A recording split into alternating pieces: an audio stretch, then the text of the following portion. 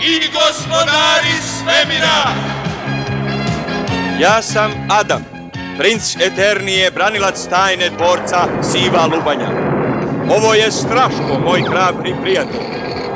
Tajnom neograničene moći ovladao sam onoga dana kada sam isukao svoj mač i uzviknuo: Sive Lubanje, silo!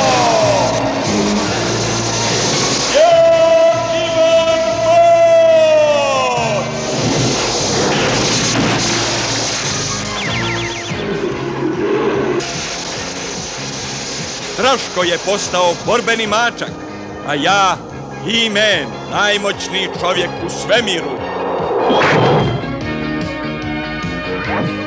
Samo još troje zna moju tajnu.